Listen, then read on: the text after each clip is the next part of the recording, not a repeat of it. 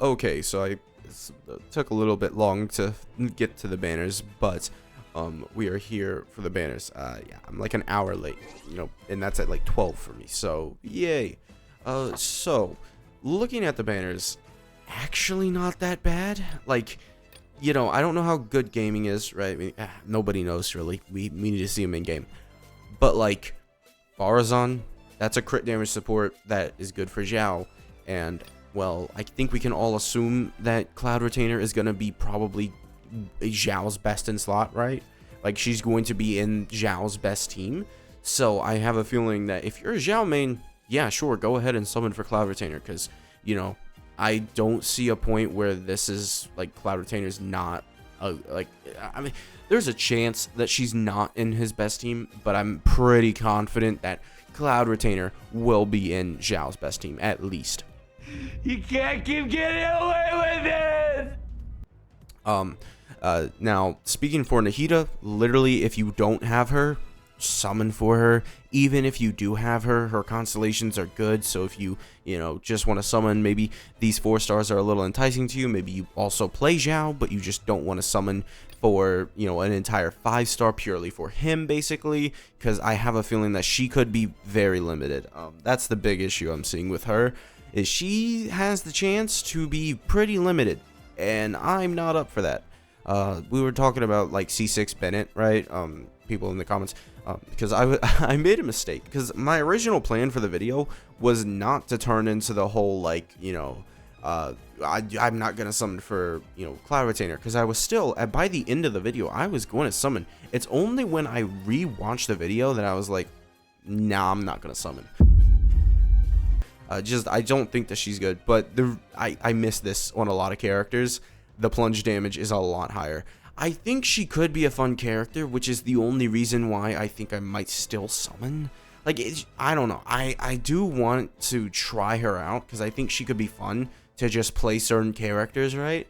But at the same time, I have actual comps that can, be run, right? Like, I have, the freeze team for Risley. Like Risley 340%. I still like, he's not gonna be that good for like Melt Plunge. Yeah, I just don't see him being that good for Melt Plunge. Maybe he is. Maybe it's just for fun. But personally, I don't like playing Xiao. I don't like playing Diluc, which I think are the 2 options that people like, have been speculating are going to be good for her. Just because Diluc with his plunge attacks, he has a high, scaling for his plunge attacks. Then he can vape on his plunging attacks also, right? But as for whether you should summon, if you like certain characters, or you just like maybe having fun a couple times, maybe just, hey, I want to try out, the new character, and we'll see how well she goes, and, how much she's able to provide for my new teams.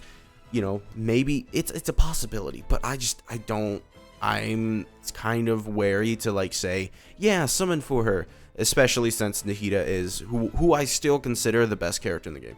Considering that Cloud Retainer, I keep wanting to say her actual name, but I'm not gonna attempt it. We're just gonna call her Cloud Retainer. Yeah, she's not exactly as good as I thought she would be, right? I thought she would be a lot well, I don't know how good she is. Like, her buff could be a lot bigger than I expect, but I don't think, that Cloud Retainer is gonna be that good. So yeah, but we do have gaming, which you can select from the free 5-star select or 4-star selector, not a 5-star selector. Genshin would never. Why are you the way that you are? But yeah, and then you also have Noelle, which saw a resurgence with basically Noelle, and then you run Xingqiu, Yelan, Fiorina, right? Because Noelle is able to heal and stuff. People love using that comp. People love, because that comp literally out damages Ito, if you don't know. So it's great. Yeah, it's great. My Ito, who hasn't gotten a buff in like however long, still needs a buff, and this 4-star got the buff before him because nobody buffs charging attacks. Farazan is a good pickup by all means. Like, she eventually will help you out, whether you have Wonder, whether you have Xiao. I feel like those 2, and then you also have to expand into other places. Like, it's always good to have these crit damage supports, because you could end up having, hey, there's a new Animo 5-star DPS that came out, right? Farazan, just even for like future proofing your account, is a good pickup, right? And then gaming, I don't know what he does. He seems to be sort of like a DPS type character, not really like support oriented. So we'll see. I'm in danger. But Nahida, of course, I still think is the best character in the game, as she has no restrictions on what she does, and she has either the strongest element or the second strongest element, just depending on what you see, right?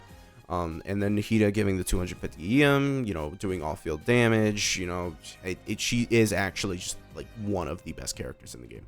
There's no, like, I don't have to stutter at all when saying that. Like, no matter what, you have to have her in like the top 3. It's Fiorina, Kazuha, and Nahida. Stupid! I guess I'll talk about the weapon banner. Sacrificial stuff, sacrificial sword, that's good on, a couple characters. And then I personally use sacrificial sword on my traveler, my Dendro traveler. Just I need to use double E skill, get everybody Dendro particles. He works great for the Nilou team, great.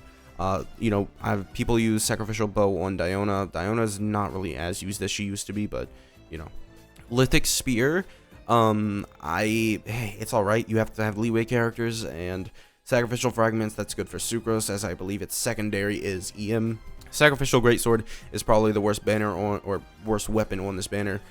Just it doesn't really do much, and there's not many characters that want to use it over like something like a free-to-play weapon, right?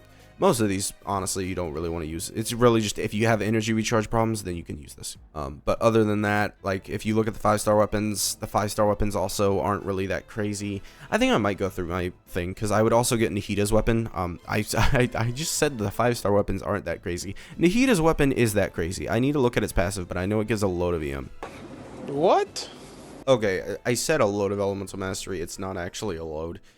It's more so just for 40 elemental mastery for the entire party, and the equipping character gets a load of elemental mastery if they are the same elements, and then you just get 10% elemental damage bonus. It's not that great, but it is actually pretty good because of its base. It is actually pretty good because of its substat for Nahida specifically, 265 EM. That is really, really nice for Nahida. That allows her to use, I guess a crit hat, right?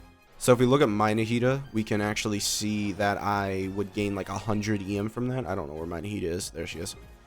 If we look at my Nahida, I would basically gain 100 EM and then like possibly even like 32, right? Just even if I had like one extra Dendro character on the team. And so I would get 900. I would be over 1,000 EM. And at that point, I should just probably, well, I'm already using, well, no, I'm not. Oh, I thought I was. I guess I put her back on the full EM set. But yeah, you would get a load of EM with her weapon, right? Hold up. Wait a minute. Something ain't right. And yeah, Cloud Retainer's weapon doesn't actually seem that good whatsoever, honestly. It kind of just, it's only her, basically. It has high base attack, and then it gives you 16% attack. Just really not that good. It's probably one of the worst overall weapons in the game, so yeah. I don't really have much to say other than that. Just I would say recommend summoning on Nahida, and then probably you want to skip the banner, honestly. The weapon banner, and then, Cloud Retainer, unless you're like a Xiao main or a Diluc main. And, those are like the two characters everybody's talking about. Like, oh yeah, they're like actually getting buffed from this. And I did mention C6 Bennett for a little bit, but like, I'm still kind of iffy on that. I don't really necessarily know. Because, I mean, Bennett, and it is C6 Bennett, so you have to C6 your Bennett, right? I don't know exactly. Honestly, I probably should, but I'm too scared that they might release a character that would rather have Bennett. But basically, the idea is just like Diluc, you would end up using, that's actually not that good of scaling, honestly. That is not that good of scaling, but he does give 1,000 attack, so yeah, that is actually worth it.